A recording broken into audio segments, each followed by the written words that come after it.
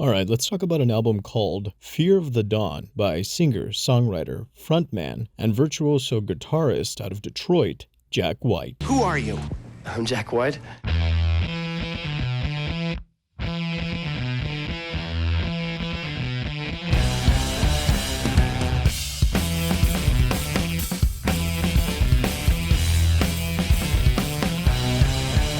Jack White has been at the forefront of modern rock and roll for over 2 decades, and his still growing legacy continues to bear artistic savvy. His remarkable knowledge of rock and roll history. Alright, so Jack, you claim you can name any Beatles song within 1 second. Mm-hmm. And you want to prove it right now. Okay, yes. Boys. Lady Madonna. And your Birkin sing. Julia. Roll over Beethoven. And his appreciation for making music through trial and tribulation.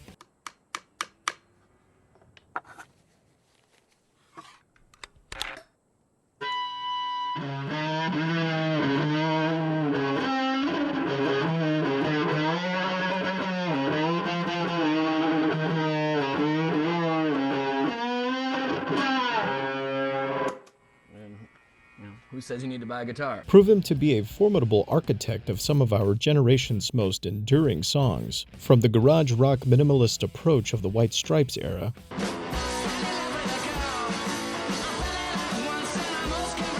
to the eccentric alt-indie rock of his numerous side efforts, like the Raycon Tours.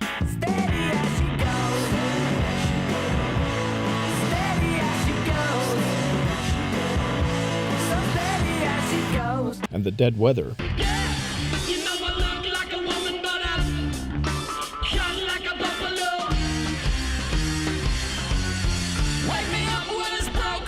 To the neo-blues revivalism of his current solo stage.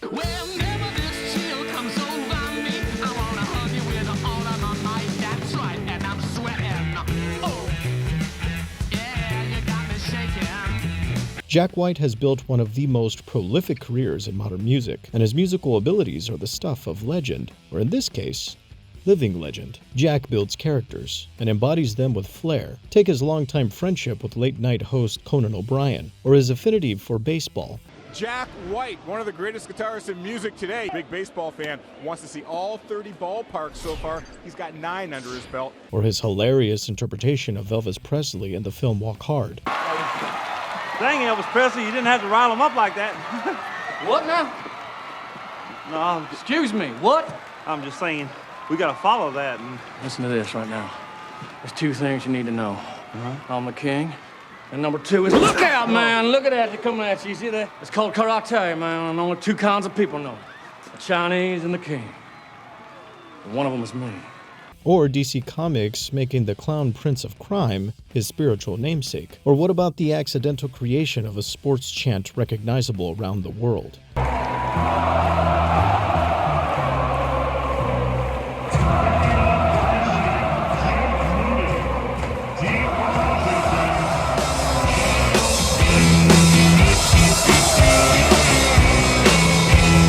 Jack White's story, legacy, and life is a storybook of eccentric characters. Enter Fear of the Dawn. After his unexpectedly quirky yet ambitious 2018 project Boarding House Reach, where he brazenly incorporated a festival of odd electronica into his particular brand of guitar rock, Fear of the Dawn alternatively sees Jack White finding a groove amid the blues rock braggadocio of his first 2 solo albums and the electronic audacity of his previous effort. Although I didn't enjoy his new album as much as his last, it was easy to see it as one of the best rock records of the year so far. There's an expected amount of old-school Jack White distortion and riffage, but Fear of the Dawn unfurls like a hallucinogenic tapestry of blues-tinged heavy, a pleasantly abrasive frame for thematic elements of phobia-induced paranoia and existential dread. The sounds recall the golden eras of Led Zeppelin and Frank Zappa, with a modern touch of Mars Volta-esque caterwauling peppering the foot-stomping goings-on with otherworldly demeanor. Take the first track, Taking Me Back,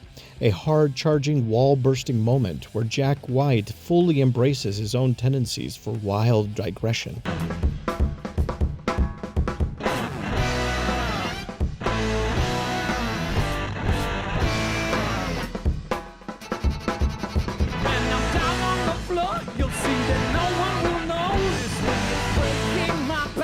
throwing down the gauntlet for a stormy track list unencumbered by acoustic interjections. The effort is cacophonous and unrelenting in its concept of eosophobia, the literal fear of daylight. The album listens like the antithesis of counting sheep. It's supposed to keep you up all day, night, and the next day still. Track 2, Fear of the Dawn, sports a heavy metal-esque outline for a song hell-bent on challenging the White Stripes' Little Cream Soda for Jack White's heaviest cut yet.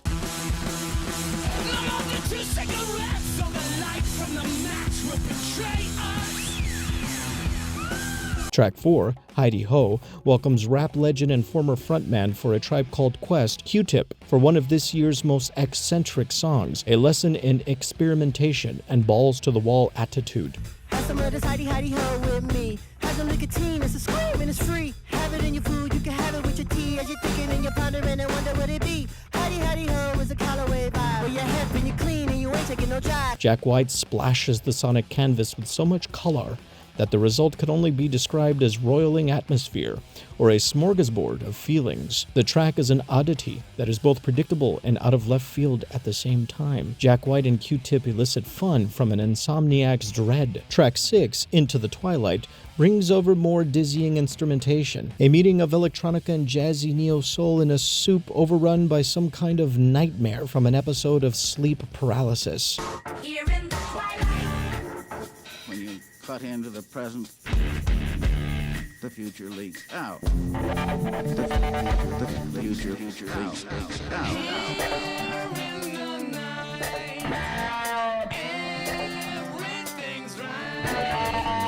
There's something far-sighted in the bare delivery of Jack's ideas, a staple of his technique since the White Stripes. The production is stripped back to feature as much of the feeling of the music as possible. It's manic and oftentimes oppressive, but that's what makes the album such a joy. Tracks 8 and 9 recall old-school solo Jack in their catchiness, especially track 8, What's the Trick, where the soulful roots of guitar rock burst through with percussive punch.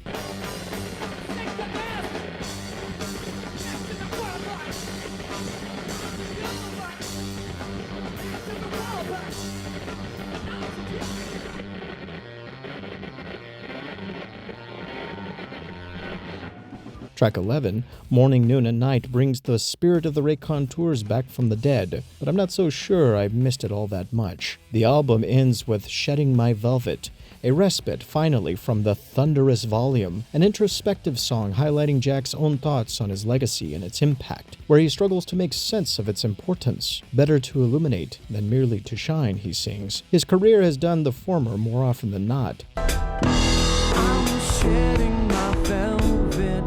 Can you see? This is the real me.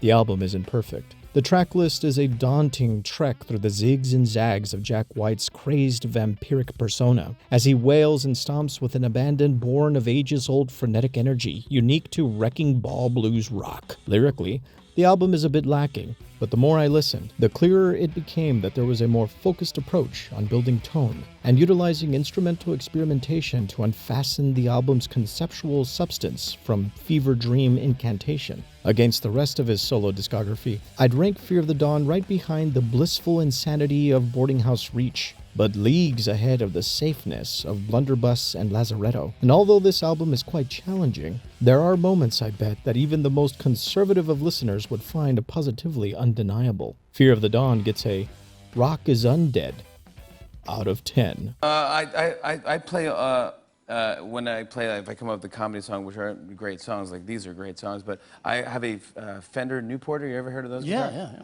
It's like it's acoustic guitar, but the neck is electric. So it's like a yeah. thin, and it's just so easy and fun to play. It's a beginner's guitar for children. Good